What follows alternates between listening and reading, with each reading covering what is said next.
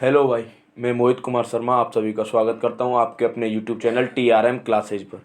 जैसा कि आप लोगों को पता है, मैं आपको रोज़ाना परसेंटेज के वीडियो दे रहा हूं। ठीक है भैया, डेली आपको परसेंटेज के वीडियो मैं आपको डेली करा रहा हूं। तो भैया आज मैं आपके लिए फिर से एक नया वीडियो लेके आया हूं। मैं आज आपको इस वीडियो में परसेंटेज के जो कुछ पार्ट्स होते हैं, जैसे कि एक है पास और फेल का कॉन्सेप्ट। ठीक है भैया, पास और फेल। ठीक है, पास और फेल वाला कॉन्सेप्ट है। ठीक है भैया, और आप लोगों से शायद अच्छा कोई नहीं समझेगा पास और फेल का मतलब, ये भी कन्फर्म है। ठीक है, पास और फेल। तो भैया पास और फेल में ज़रूरत किसकी होती है? सबसे पहले उत्तीर्णांक। ठीक है, उत्तीर्णांक यानी ये क्या होते हैं? Passing numbers, passing marks. ठीक है भैया, उत्तीर्णांक यानी पासिंग मार्क्स। ठीक है, जो उत्तीर्णांक होते हैं वो किसी एग्जाम को पास करने के लिए ज़रूरी होते हैं। और ये उत्तीर्णांक भैया किस में से मिलते हैं? ये टोटल मार्क्स, टोटल मार्क्स यानी पूर्णांक में से मिलते हैं हमको। ठीक है, जो पूर्णांक होता है ना, उसमें से ही तो हम उत्तीर्णांक प्राप्त करेंगे भैया। ठीक है, तो देखो एक एग्जाम्पल लेके मैं आपको समझाता हूँ। जैसे कि एक स्टूडेंट था, ठीक है, कोई एग्ज़ाम दिया उसने, तो एग्ज़ाम में किसी भी पेपर में पूर्णांक थे भैया कितने? 100 नंबर का कोई पूर्णांक था पेपर का। ठीक है, पूर्णांक। अब जो पेपर की शर्त ये थी कि जो बच्चा 40% मार्क्स प्राप्त करेगा, 40% से ऊपर या 40% मार्क्स प्राप्त करेगा, वो तो कर दिया जाएगा भैया फेल। और जो भैया 40% से कम, तो भैया वो कर दिया जाएगा फेल। 40% से ऊपर किया जाएगा जो कर दिया जाएगा पास, और 40% से नीचे जिसके नंबर रह गए वो रह जाएगा भैया फेल। ठीक है, तो ये है भैया पास और फेल का पूर्णांक। ठीक है, 40% से ऊपर पास कर दिए जाओगे, 40% से फेल। अब क्या होता है कि एक स्टूडेंट, कोई भी एक स्टूडेंट होता है, वो भैया नंबर लेके आता है कितने? 30% नंबर लेके आता है अपने। और जब भैया वो 30% नंबर लेके आया, और भैया वो कुल पूर्णांक के कितने नंबरों से फेल होगा? फिर 10 नंबर से फेल होगा। अब आप लोग सोच रहे हो कैसे? तो भैया देखो 30% 100 पूर्णांक था, 30% यानी 30 नंबर लेके आया, और वो 10 नंबर से फेल हो गया, यानी टोटल उसको 40% यानी 40 नंबर चाहिए थे। अब मैं देखना समझाने की कोशिश क्या कर रहा हूँ कि भैया यदि हमसे अब बोले इसी क्वेश्चन में कि कोई स्टूडेंट 20% नंबर लाया और वह 20 अंक से फेल हो गया, यानी 20 अंक से फेल हो गया, यानी 20 नंबर उसको पासिंग मार्क्स और चाहिए थे, लेकिन 20 नंबर उसको नहीं मिले।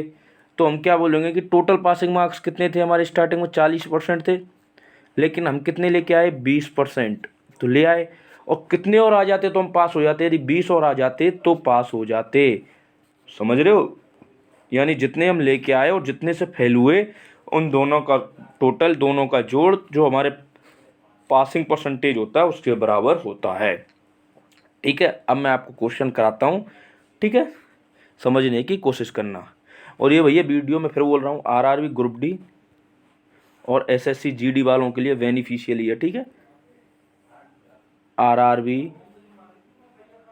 ग्रुप डी, ठीक है भैया, और SSC GD। ठीक है, तो पहला क्वेश्चन आपकी स्क्रीन पर ये रहा कि भैया एक परीक्षा में उत्तीर्ण होने के लिए कितने नंबर चाहिए थे? 40% अंक आवश्यक है। ठीक है, 40% भैया नंबर चाहिए थे। अब होता क्या है कि यदि एक छात्र ने 80 अंक प्राप्त किए, 80 अंक उस छात्र को मिल गए, ठीक है, और वो 40 अंकों से अनुत्तीर्ण हो गया। ठीक है, 80 अंक लेके आया और 40 अंक उसके कम पड़ गए पास होने में। यदि ये 40 अंक और ले आता, 80 के साथ 40 अंक और ले आता, तो उसको भैया कितने पास होने के लिए मार्क्स मिल जाते? और पासिंग मार्क्स कितने दे रखे हैं भैया हमारे? 40%। समझ रहे हो कि भाई वो 80 तो ले आया।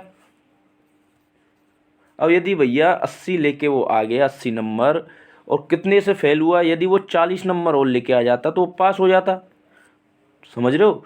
तो भैया 40 नंबर यदि वो लेके आता तो किसके बराबर हो जाते? पासिंग परसेंटेज कितना दे रखा? 40% अंक के बराबर, यानी 40% किसके बराबर हो गया भैया? 120 के। ठीक है, तो 1% किसके बराबर हो जाएगा भैया? 0 से ये 0 काटो, 4 से कटेगा 3 बार, 1% हो गया भैया 3 के बराबर। ठीक है, तो भैया तब परीक्षा का पूर्णांक क्या होगा? तो भैया परीक्षा का पूर्णांक यदि 100% होगा तो भैया पूर्णांक कितने हो जाएंगे? 300। ठीक है भैया, क्योंकि इस देखो 1% बराबर हमारे पास 3 आया, तो 100% निकालने के लिए इधर 100 का मल्टीप्लाई किया था हमने, तो भैया इधर भी 100 का मल्टीप्लाई कर देंगे, तो ये कितना हो जाएगा? 300। यानी पूर्णांक कितने थे हमारे? 300। समझ गए होंगे मैं उम्मीद करता हूँ। नेक्स्ट क्वेश्चन भैया आपकी स्क्रीन पर ये रहा। एक परीक्षा में उत्तीर्ण होने के लिए 40% अंक आवश्यक हैं। ठीक है भैया, 40% अंक आवश्यक हैं एक परीक्षा में पास होने के लिए। और होता क्या है कि यदि एक छात्र ने 40 अंक प्राप्त किए, भैया वो 40 अंक तो लेके आ गया। ठीक है, 40 अंक वो लेके आ गया और वो 40 अंकों से अनुत्तीर्ण यानी कि फेल हो गया। ठीक है, 40 अंकों से वो फेल हो गया, यानी 40 के साथ और 40 लेके आ जाता तो क्या भैया वो पास नहीं हो जाता?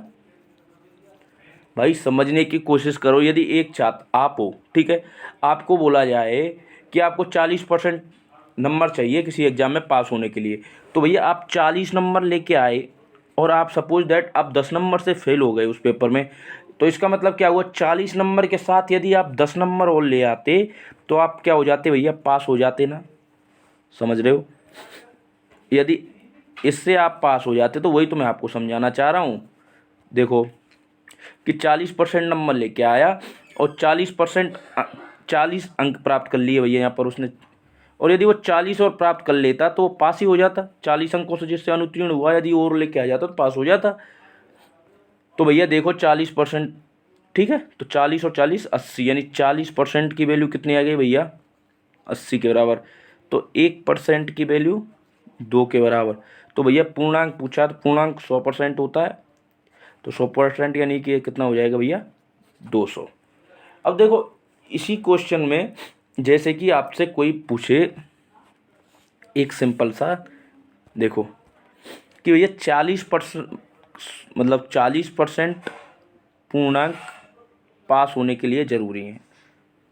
ठीक है, अब वो कोई व्यक्ति, ठीक है, कोई व्यक्ति 100 नंबर लेके आया,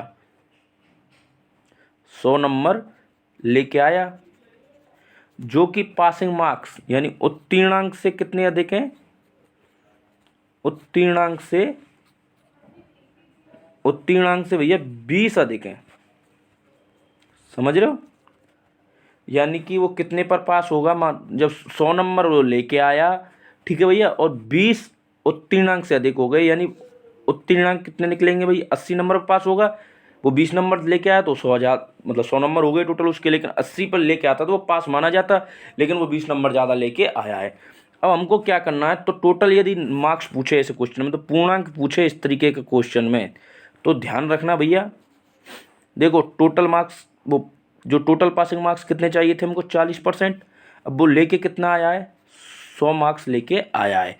100 मार्क्स, लेकिन उत्तीर्णांक से कितने लेके ज़्यादा आया है? 20। तो 40% की वैल्यू 80 के बराबर, तो भैया 1% की वैल्यू 2 के बराबर, तो 100% की वैल्यू 200 के बराबर। तो 2 से भैया हमारे पूर्णांक हो गए। यदि पासिंग मार्क्स से ज़्यादा मार्क्स आ जाए तो पासिंग पीपी परसेंट यानी पासिंग परसेंटेज यानी उत्तीर्णांक का जो प्रतिशत है उसमें से माइनस कर देते हैं। ठीक है, जो टोटल मार्क्स हैं, टोटल मार्क्स में से माइनस कर देते हैं किसको? जो जितने ज़्यादा नंबर हैं। ठीक है, जितने ज़्यादा नंबर को, जैसे ऊपर वाले को तुम समझ लेना अभी। ठीक है, अब नेक्स्ट क्वेश्चन आपकी स्क्रीन पर फिर से एक और है भैया। इस तरीके के क्वेश्चंस पूछे जाने की बहुत ज़्यादा संभावना है एसएससी जीडी और ग्रुप डी में।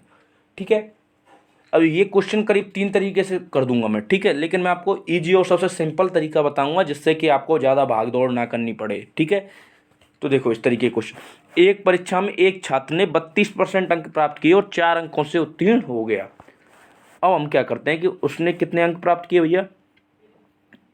32% अंक प्राप्त किए और कितने अंक कम पड़ गए उसको पास होने में, 4 अंक। तो भैया 4 के लगा दो माइनस, ठीक है। और एक अन्य ने भैया कितने किए, 35% अंक प्राप्त किए और भैया वो उत्तीर्ण होने से पासिंग मार्क्स से 5% ज़्यादा लेके आए, +5 यहाँ लगा दो, ज़्यादा को प्लस से और कम को माइनस से, ठीक है भैया। अब यहाँ तक समझ में आ गया होगा। अब हमको करना क्या है वो देखो, आप लोग समझने की कोशिश करना कि हम इसको नीचे से ऊपर की तरफ घटाएंगे।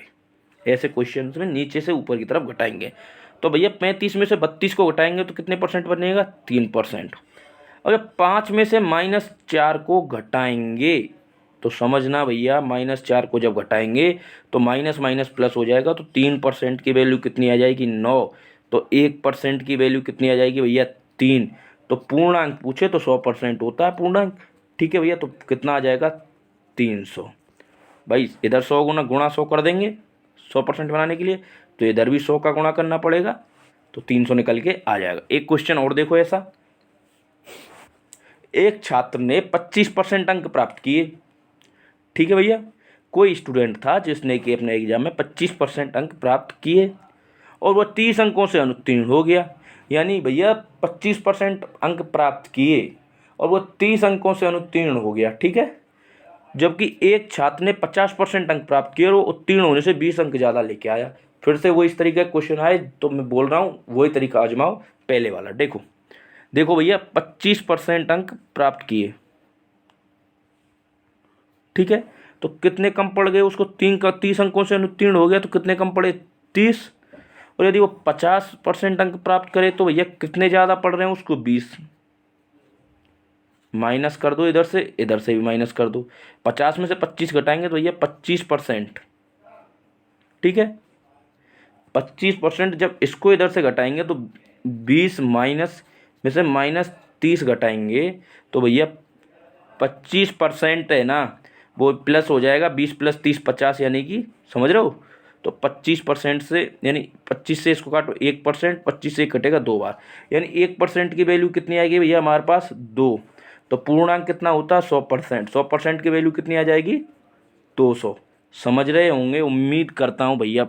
इससे इजी कॉन्सेप्ट कोई नहीं है, मैं जो आपको करा रहा हूँ ये फिर बोल रहा हूँ SSC GD, ठीक है भैया। और ग्रुप डी, इसमें से एक भी क्वेश्चन बाहर नहीं जाएगा, ठीक है। अब भैया देखो एक अगला कॉन्सेप्ट, एक और क्वेश्चन है भैया सेम इसी तरीके से, कि एक रवि है, वो 53% अंक प्राप्त करता है, 53% अंक प्राप्त करता है रवि, और 5 अंकों से अनुत्तीर्ण हो जाता है, यानी 5 अंक उसके भैया कम पड़ गए, ठीक है। और संदीप 63% अंक प्राप्त करता है, और भैया जो उत्तीर्ण अंकों से कितने ज़्यादा हैं, 10 ज़्यादा हैं। समझ रहे हो, इधर से माइनस करो, इधर से माइनस करो, 63 में से 53 जाएंगे भैया 10%, ठीक है। और ये बनेगा भैया इधर जाके 15, जब इधर से माइनस करोगे माइनस का 5 प्लस का हो जाएगा तो ये निकल के आएगा 15। तो 10% की वैल्यू कितनी है भैया, 15। 10 को 100 बनाने के लिए कितना कर दो, या 10 का गुणा, तो कितना हो जाएगा 100%। और इधर भी 10 का गुणा कर देंगे तो ये कितना आ जाएगा, 150। यानी पूर्णांक कितने निकल के आए, 100% कितने बराबर है, 150। आंसर है भैया 150, ठीक है।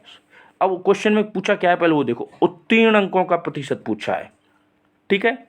उत्तीर्ण अंकों का प्रतिशत पूछा है। अब भैया देखो, जब वो 53% अंक प्राप्त कर रहा था, ठीक है, समझने की कोशिश करना कि जब वो 53% उसने अंक प्राप्त किए थे तो वो कितने से फेल हुआ था, 5 अंकों से। अब भैया हमारे पास क्वेश्चन में वैल्यू निकल के आ गई है किसकी, 100% की। 100% की वैल्यू निकल के आ गई है क्वेश्चन में, वो कितनी है भैया, 150। समझ रहे हो। तो 1% की कितनी निकल के आ जाएगी यहाँ से भैया, 100 का भाग देंगे दोनों तरफ तो 1.5। तो 53% की कितनी आ जाएगी, 53% का यदि 1.5 से मल्टीप्लाई कर दें तो 15 × 45, कैरी 4 लगेगी, 15 × 5 75 और 4 भैया 79, यानी कि 79.5 नंबर तो 53% के बराबर हैं। ठीक है 79.5।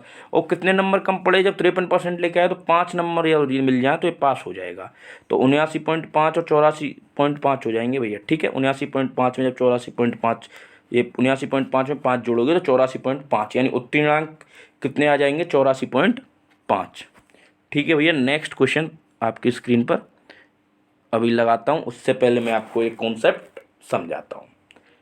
एक छोटा सा कॉन्सेप्ट है भैया, उसको समझने की अच्छी तरीके से कोशिश करना। ठीक है, ये कॉन्सेप्ट है भैया शेष, जो हमने पढ़ा है कि किसी के वेतन में इंक्रीमेंट हो जाता है, कभी कभी उसके खर्चे बढ़ जाते हैं। ठीक है, कभी वो अपनी पत्नी पर इतने % खर्च करता है अपनी आय का, या इतने % खर्च करता है अपनी बीवी पर, या अपने बच्चों पर, या अपने घर पर, या अपनी लाइट के बिल पर। ठीक है, तो इस तरीके से कुछ क्वेश्चन होते हैं। ठीक है, तो भैया हम तो ऐसे क्वेश्चन में सबसे पहले एक चीज़ बताओ, टोटल इनकम कितनी होती है 100%। ठीक है, अब कोई क्वेश्चन में पूछे कि वो 10% अपनी पत्नी पर खर्च करता है, 100 का 10%, जो 10% अपने पत्नी के खर्चा पर काटेगा तो भैया उसके पास बचेंगे कितने 90। अब वो फिर से बोलता है कि कुल आय का 20% अपने बच्चों पर पढ़ाई पर खर्चा करता है, बच्चों की पढ़ाई पर। तो कुल आय कितनी है 100%, 20% खर्चा करता है बच्चों की पढ़ाई पर। ठीक है, तो भैया कितना है 80%। समझ रहे हो। लेकिन यदि वो क्वेश्चन में क्या पूछने लग जाए आपसे कि किसी आदमी की इनकम 100% है, वो 10% तो भैया अपनी पत्नी पर खर्च करता है। ठीक है सर, 10% यानी 90, 10 खर्च हो गए तो 90 बचे उसके पास, अभी तक 90% आए बची। अब वो क्या बोलता है कि अब जो बची हुई है यानी शेष का 20% बच्चों पर खर्च करता है, बच्चों पर खर्च करता है शेष का। तो पहले तो 100 पर ही कर रहा था सबका, लेकिन अब शेष का कर रहा है। शेष कितनी बची है 90, और 90 पर जब वो 20% यानी 1/5 फ्रैक्शन होता है। ठीक है, जब खर्च करेगा भैया तो कितना खर्च कर देगा 18। 90 का 20% खर्च कर देगा तो कितने बचेगा 80। ठीक है भैया, तो 72, अब 72 बचा उसके पास। ठीक है, जब 20% उसने बच्चों पर खर्च कर दिया, कितना कम हो गया यहाँ से 18। अब फिर वो आगे क्वेश्चन में बोलता है कि लाइट के बिल पर भी वो 10% खर्च कर देता है शेष का। फिर बोल रहा हूँ शेष का, इस शब्द को ध्यान रखना भैया, शेष का 10% इलेक्ट्रिसिटी के बिल पर खर्च कर देता है। और शेष का 10% यानी भैया कितना, इसका 10% जाएगा तो 10 का 1/10 होता है तो 7.2 जाएगा यहाँ से। तो कितना बचेगा भैया 72 में से 7.2 काटेंगे अपन तो भैया कितना बचेगा, ये 72 है भैया, इधर 7.2, ये आ जाएगा भैया 8। ठीक है, ये भी 8 हो गया, ये हो गया 4, ये हो गया 64.8।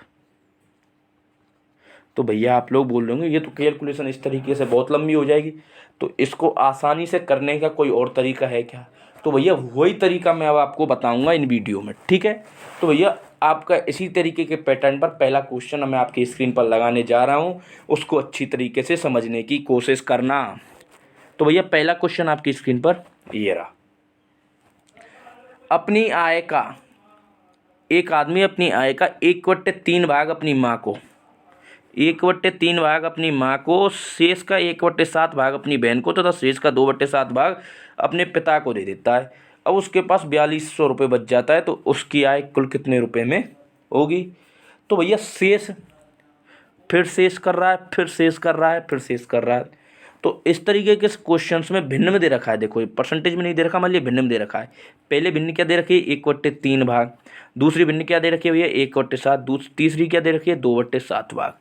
तो 7 7 7, एक नंबर ऐसा लो जो इन तीनों से कट जाए। तो मैं एक चीज़ बोलता हूँ आपसे कि भैया वो उसके पास टोटल आई थी अपनी 21। अब क्वेश्चन को देखो कि वो क्या बोलता है कि 1/3 भाग अपनी माँ को, तो 21 का 1/3 भाग अपनी माँ को यानी 7 भाग दे देगा, तो उसके पास अब 14 बचे। ठीक है, अब वो क्या बोलेगा क्वेश्चन में कि 1/7 भाग किसको दे रहा है शेष का, तो शेष हमारे पास 14 आया, तो 1/7 भाग अपनी बहन को देता है। तो भैया 7 से ये कितना कट गया भैया, 2 बार, ठीक है। तो भैया इस तरीके से 2 बार कटेगा, तो भैया कितना कम हो गया, बचेगा लास्ट में 12 या 2 निकल जाएंगे। फिर भैया 1/7 वो कम कर रहा है, देखो 2/7 कम कर रहा है, किसके लिए, अपने पिता को देने के लिए। तो भैया 2/7 निकालोगे तो 12 गुणा 2/7, इस तरीके से ये पॉइंटों में पहुंच रहा है, ठीक है भैया। और भैया पॉइंटों में पहुंच रहा है, तो भैया इस तरीके की कैलकुलेशन हमको बिल्कुल भी नहीं चाहिए, ठीक है।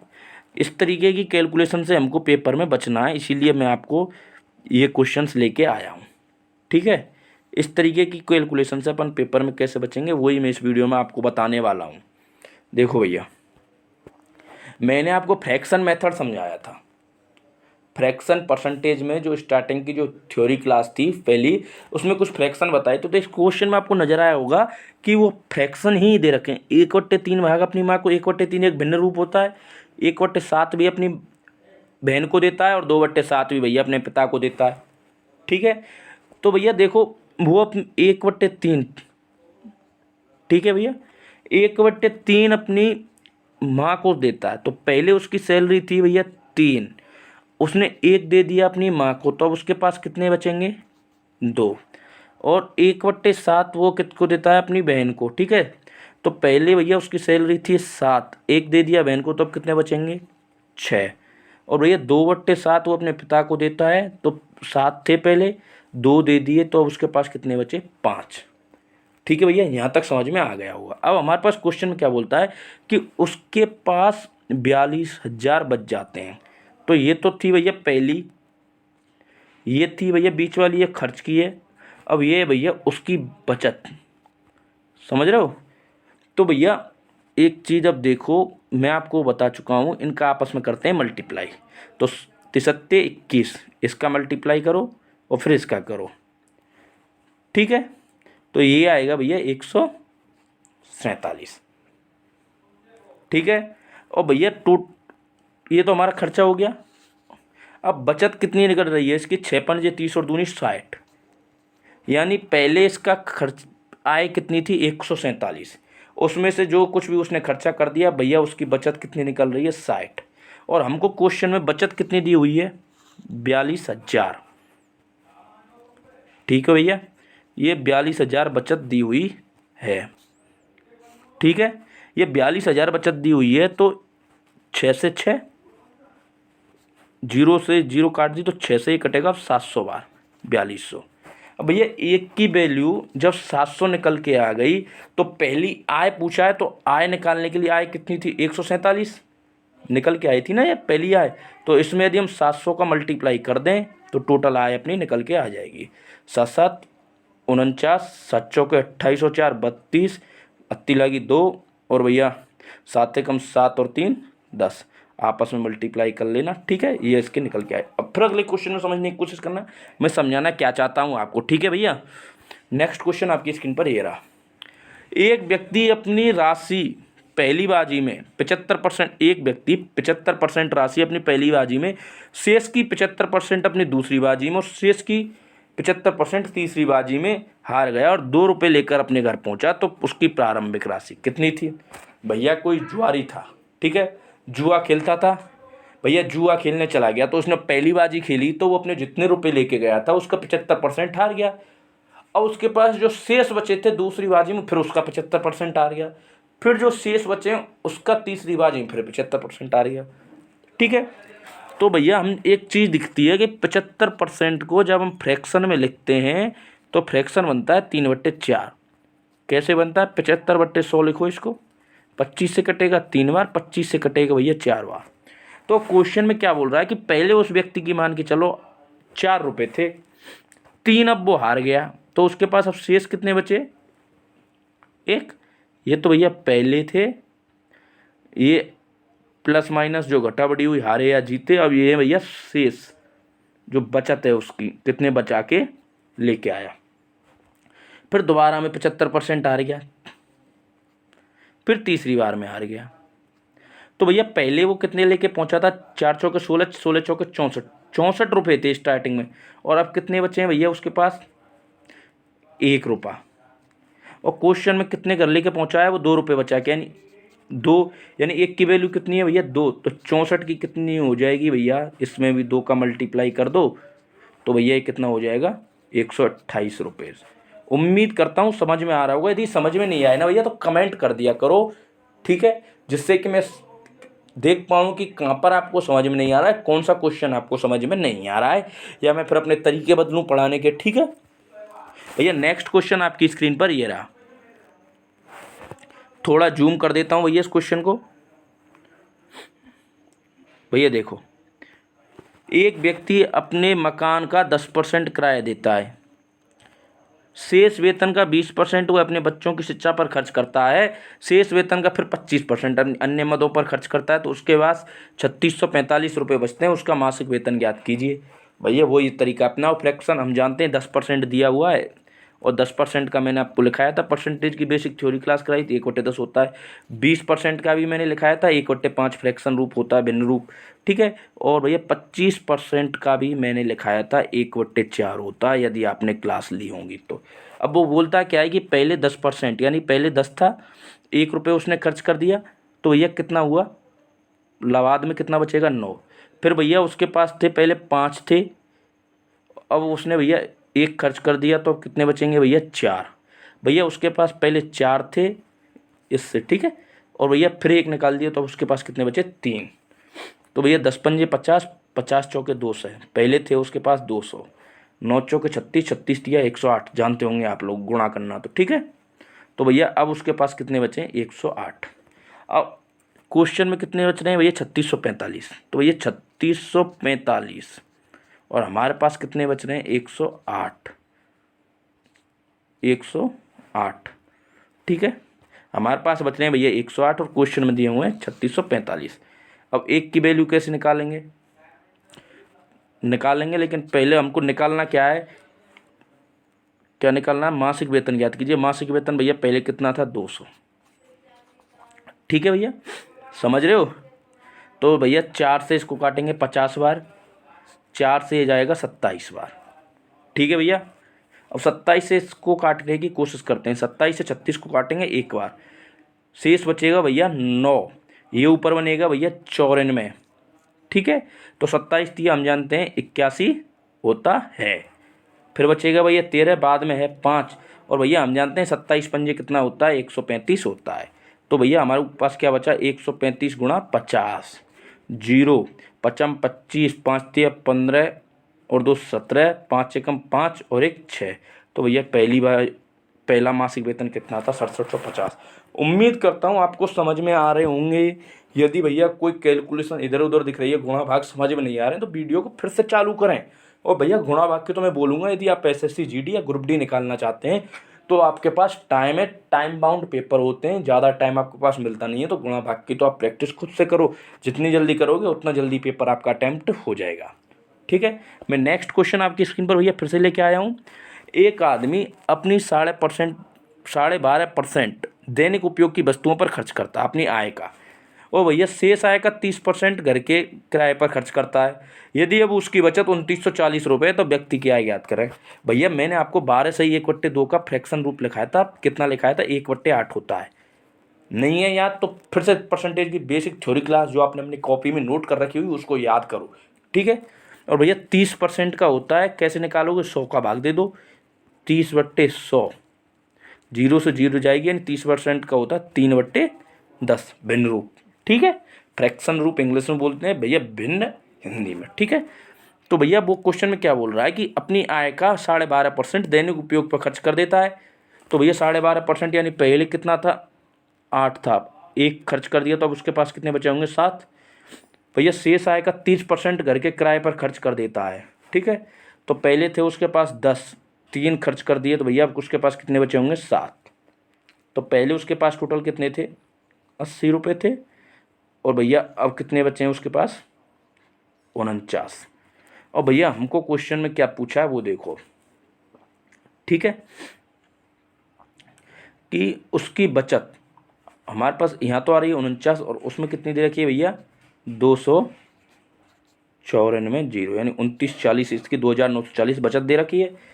तो 1 की वैल्यू कैसे निकालेंगे, काटो भैया, 7 से ये कटेगा 7 बार, 7 से इसको काटो, 7 चौक 28, 7 दूनी 14, 0, 7 से फिर इसको काटो, ये कटेगा 60, तो 1 की वैल्यू कितनी आ गई 60। तो भैया पहली वैल्यू जो पहली उसकी आय थी वो कितनी निकल के आ रही थी 80, उसने बीच में ये खर्चा किया था, तो बाद में जो बचत थी 49 निकल के आई थी हमारे पास। 49 की वैल्यू 2940 दे रखी थी इसने क्वेश्चन में बचत, तो 1 की वैल्यू हमने 60 निकाली काटा पीटी करके, ठीक है। अब 1 की वैल्यू 60 आ गई तो उसकी आय ज्ञात करनी है, तो भैया आय हमारे पास पहले कितनी थी 80, 80 की वैल्यू 60 से निकालेंगे तो कितना होगा 4800, आपस में गुणा कर देंगे, ठीक है भैया। उम्मीद करता हूँ आपको समझ में आ रहा होगा। सब फ्रैक्शन से ही करा रहा हूँ मैं, इधर उधर भागने की कोशिश नहीं कर रहा, जिससे आपको आसानी रहे। नेक्स्ट क्वेश्चन भैया आपकी स्क्रीन पर ये रहा। मोहन अपनी आय का 14% जबकि सोहन अपनी आय का 22% बचत करता है। भैया मोहन अपनी आय का 14% बचत करता है और सोहन अपनी आय का 22% बचत करता है। अब भैया हमारे पास यदि दोनों का समान वेतन प्राप्त करते हैं तो सोहन 1540 रुपये बचाता है, सोहन 1540 रुपये बचाता है, लेकिन भैया क्वेश्चन में सोहन की जो बचत परसेंट है वो कितनी दे रखी है 22%। यदि हम 1% की वैल्यू निकाल लें तो हम जानते हैं 22 सत्ते 154 होता है, तो 1% की वैल्यू कितनी आ गई 70, ठीक है भैया। 1% की वैल्यू हमारे पास निकल के आ गई 70, तो भैया टोटल कितना होगा वेतन इनका, उनकी आय भैया कितनी हो जाएगी 70 का गुणा 100 से कर दो, टोटल हो गया भैया 7000, ठीक है। यहाँ तक तो आ गया। अब पूछ रहा है मोहन की बचत ज्ञात करो। 7000 रुपये टोटल आया है और मोहन की बचत कितनी होगी भैया 14% है मोहन की, क्वेश्चन में देखोगे तो 14% निकाल दो, 00 से 00 कट गए, 14 से 1 मल्टीप्लाई करेंगे भैया इसका, तो ये कटेगा 14 सत्ते 98, 980 बार, 980 रुपये मोहन की बचत है। उम्मीद करता हूँ भैया आपको समझ में आ रहा होगा, ठीक है। मैं फिर बोल रहा हूँ SSC GD वो भैया ग्रुप डी इससे बाहर नहीं जाएंगे, थोड़ी प्रैक्टिस आपको खुद को करनी पड़ेगी, ठीक है, इससे बाहर नहीं जाएंगे, आप रेगुलर क्लास लो। नेक्स्ट क्वेश्चन है, एक आदमी अपनी आय का 40% भाग भोजन पर तथा शेष का 1/3 भाग यातायात पर खर्च करता है। यदि वह 9000 रुपये की बचत करता है तो उसकी मासिक आय ज्ञात करो। एक आदमी अपनी मासिक आय का 40% भाग किस पर, भोजन पर खर्च करा, 40% को हम फ्रैक्शन में बदलेंगे, 20 की टेबल आती होगी तो 20 दूनी 40 होता है भैया, और 20 पंजे होता है 100, और शेष का 1/3 भाग खर्च करता है, ठीक है। एक तो हमारे पास भिन्न 1/3 दे रखी थी, 40 को हमने भिन्न में बदल दिया। अब देखो क्वेश्चन कैसे जल्दी होता है कि पहले उसके पास कितने रुपए थे 5, 2 उसने खर्च कर दिए तो अब उसके पास कितने बचे होंगे 3। पहले उसके पास 3 रुपये थे, वो यातायात पर खर्च करता है 1, तो उसके पास बचे 2। अब हमारे पास क्वेश्चन में क्या है 9000 रुपये की बचत, 9000 रुपये की बचत करता है, पहले उसकी कितनी थी भैया आय 5 दिया, 15 रुपये आए थी, इतना उसने बीच में खर्चा कर दिया, तो उसकी बचत कितनी है 6। बचत यहाँ पर 6 है और यहाँ पर है भैया 9000, ठीक है। तो 1 की निकालेंगे तो भैया 1 की आ गई 6 से काटो 15 बार, 15 छक्की 90, 00 यहाँ लगा, 1 की आ गई भैया 1500, ठीक है। पूछी किसकी है हमको 15 की, 1500 में 15 का गुणा कर दो, 15 15 225 होते हैं, जानते हो 00, 22,500 रुपये टोटल उसकी पहली आय थी मासिक आय, ठीक है भैया। बहुत इजी क्वेश्चन आएंगे SSC GD में, इससे बाहर नहीं आएगा, फिर बोल रहा हूँ मैं आप लोगों को, एक बार अच्छे से समझो। यदि कोई क्वेश्चन समझ में नहीं आ रहा है, कोई वीडियो में कोई प्रॉब्लम आ रही है तो आप लोग कमेंट तो करो यार, कुछ कमेंट भी तो किया करो, ठीक है। कि तरीका समझ में आ नहीं रहा है तो मैं फिर वही पुराने तरीके से 100 मान के कराऊँ आपको, ठीक है भैया। 100 वाले तरीके यदि आपको अच्छी तरीके से समझ में आते हैं तो भैया। नेक्स्ट क्वेश्चन आपकी स्क्रीन पर ये रहा। एक आदमी अपनी वेतन का 75% भाग खर्च करता है, उसकी आय जब 20% बढ़ जाती है तो उसका खर्च भी 6 से 2/3% बढ़ जाता है, तो उसकी बचत में वृद्धि ज्ञात करो। भैया हमको कुछ नहीं पता इस क्वेश्चन में, एक आदमी अपनी बचत का 75% भाग खर्च करता है और जब दूसरी बार में उसकी आय 20% बढ़ जाती है तो उसका जो खर्च है वो 6 से 2/3% बढ़ जाता है। इस तरीके का कोई क्वेश्चन आए तो सबसे सिंपल तरीका है कि उसकी आय जब हमको नहीं पता, सिर्फ यही दे रखा है, एक तो फ्रैक्शन वाला मेथड है, कि 75% भाग खर्च करता है, यानी 3/4 खर्च करेगा। ठीक है, 3/4 यानी 4 में से 3 खर्च करे तो 1 बचेगा। अब वो क्या के बोल रहा है कि उसकी आय 20% बढ़ जाती है, यानी कितनी हो जाएगी भैया 4.8। कैसे, 4 का 120 करो बट्टे 100 से करेंगे 20% बढ़ाने के लिए। ठीक है, अब वो क्या बोल रहा है, उसका खर्च एक सही वो 6 सही 2/3 यानी कि 15% बढ़ जाता है। उसका जो खर्च है ये भी बढ़ाओ 15%, 15 1/15 हो जाएगा भैया 15, यानी ये आएगा 3.2। तो भैया पॉइंट में जा रही है आपकी कैलकुलेशन फ्रैक्शन से, आपको पॉइंट से बचने की कोशिश करनी है। तो देखो इस तरीके के क्वेश्चन में आपको सिंपल कुछ नहीं करना है। जब आपको ऐसा लगे तो आप भैया वही पुराना मेथड अपनाओ जब पॉइंट से बचने के लिए, कि भैया पहले हमको कुछ नहीं पता, पहले हम मान के चलते हैं कि पहले उस कोई आदमी की 100 इनकम थी, वो 75% भाग खर्च करता है। ये इनकम, ये है भैया एक्सपेंडिचर ई, और ये भैया सेविंग। तो भैया उसको 25 की सेविंग होती थी। अब क्या होता है, उसकी इनकम बढ़ गई भैया 20%, तो हो गई 120। तो उसका खर्च कितना बढ़ जाएगा भैया 6 से ही 2/3%। अब मैंने 6 से ही 2/3% का आपको लिखा रहा है, भिन्न रूप होता है 1/15। ठीक है, तो इस 75 का 1/15 कितना होगा 5, यानी उसका 5 खर्चा बढ़ गया हो। तो पहले 75 था तो अब कितना हो गया भैया 80। तो भैया अब यहाँ कितने बच रहे हैं उसको 40। तो उसकी बचत में यानी सेविंग में वृद्धि पूछ रहा है इसमें। ठीक है भैया, तो पहले वो 25 बचा रहा था, बचा रहा 40, कितने ज़्यादा बच रहे हैं भैया 15। कितने पर बच रहे हैं भैया 25 पे, गुणा कर दो 100 से, 25 से कटेगा 4 बार। तो भैया उसकी बचत में वृद्धि कितनी होगी 60%। 15 गुणा 4 इधर से करेंगे जब, तो ये निकल के आएगा 60%। उम्मीद करता हूँ आपको ये क्वेश्चन अच्छी तरीके से समझ में आ गया होगा। ठीक है भैया, नेक्स्ट क्वेश्चन देखो फिर से। एक आदमी अपनी वेतन का 75% भाग खर्च करता है। भैया हम तो मान रहे हैं कि उसकी 100 थी पहले, अब वो 75% भाग खर्च कर दिया, यानी ये हो गया एक्सपेंडिचर, ये हो गई इनकम। तो भैया उसकी सेविंग कितनी हो गई भैया 25। अब उसकी आय बढ़ा दी भैया, हमने बोला कि उसकी आय 20% बढ़ा दो, यानी 120 कर दो। ठीक है, तो भैया उसका खर्च भी कितना बढ़ जाएगा 10%। 10% का हम जानते हैं 1/10 होता है ना 1/10। तो 1/10 75 का 1/10 निकालेंगे तो भैया ये आएगा 7.5। तो भैया खर्चा कितना बढ़ेगा 75 में 7.5 और जोड़ो कितना आएगा 82.5 हो गया खर्चा।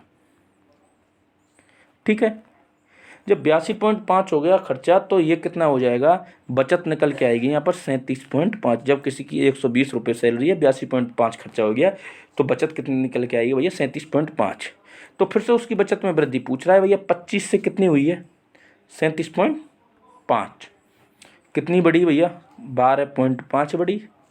कितने पे बढ़ी है भैया 25 पे, गुणा कर दो भैया 100 से, 25 से कटेगा भैया 4 बार। जब 4 का 12.5 से गुणा करोगे तो ये आएगा भैया 50%। ठीक है भैया, समझ में आ रहा होगा, मैं यही उम्मीद करता हूँ। देखो फिर से एक क्वेश्चन है, एक अपनी कुल आय में से 20% घर के खर्च के किराए पर तथा शेष का 70% घर के खर्च पर खर्च करता है कोई आदमी अपनी कुल आय में से अंकुर। ठीक है, 20% घर के खर्च पर, ठीक है, घर के किराए पर, शेष का 70% घर के खर्च पर कर। ठीक है, यदि उसकी 7200 रुपये बचत है अभी भी, तो उसकी कुल वेतन पूछ रहा है। यदि भैया ज़्यादा ही खर्च है, देखो भैया कुछ ना करनो, वो ही फ्रैक्शन अपनानो। तो 20% को हमने फ्रैक्शन कितना 1/5, 70 का 7/10 हो जाएगा। 70% का जब 70 में भाग दोगे 100 का, तो 7/10 निकल के आएगा। तो भैया पहले थी 5, एक खर्च कर दिया, अब हो गई 4। पहले थी 70, यानी पहले थी 10, 7 खर्च कर दिए तो हो गई 3। तो पहले उसकी सैलरी थी भैया 50, ये खर्च कर दिया तो अब उसके पास कितनी बची 12, 4 थी अब 12। तो भैया उसकी बचत 7200 है। 12 को पाड़ो तो भैया आतो हो, 12 की टेबल तो तुम सब पे आती हुई, तो 12 से काट दो 72, 6 बार 00 पीछे लगा दो। ठीक है, यानी एक की वैल्यू कितनी आ गई भैया 600। तो भैया जब 50 की निकालेंगे तो 50 का गुणा 600 से कर देंगे। 5 चिंगी होता है भैया 30, 30 पीछे लगा दो, 30,000 आंसर आ जाएगा। ठीक है भैया, नेक्स्ट क्वेश्चन अब आपकी स्क्रीन पर ये रहो भैया। आपके देखो सारे क्वेश्चंस मैं करा चुका हूँ। ठीक है, अब आपके लिए मैं कल से मिक्स क्वेश्चंस लेके आऊँगा। जो परसेंटेज के मैं 3 4 5 तरीके आपको बताए हैं, ये मैं सारे के सारे क्वेश्चंस करा चुका हूँ। अब मैं आपको कुछ परसेंटेज के ऊपर कुछ मिक्स क्वेश्चंस जो अलग से बनते हैं विविध टाइप में, ठीक है भैया, जो आपको एग्जाम में बहुत ज़्यादा देखने को मिलेंगे, विविध टाइप के, ठीक है, विविध प्रकार के, ठीक है, जो आपको एग्जाम में भैया सीधे मिलेंगे, पेपर में आपके में सीधे मिलेंगे, तो वो मैं आपको कराऊंगा, ठीक है भैया। एक बात बोल रहा हूँ, यदि आपको वीडियो में कुछ भी समझ में नहीं आ रहा है तो भैया सबसे पहले कमेंट तो कर दिया करो यार। कमेंट में मुझे तो पता तो चल जाएगी कि आपको क्या समझ में नहीं आ रहा है, ठीक है। तो फिर मैं अपना तरीका चेंज करूँगा, कोई मेथड अच्छा लेके आऊँगा जिससे आपको आसानी से और समझ में आ जाए, ठीक है भैया। यदि आप लोगों को ये वीडियो अच्छी लगी हो तो वीडियो को भैया लाइक ज़रूर कर दिया करो भैया, शेयर भी कर दिया करो यार, और ये चैनल को ज़्यादा से ज़्यादा सब्सक्राइब करो, ठीक है।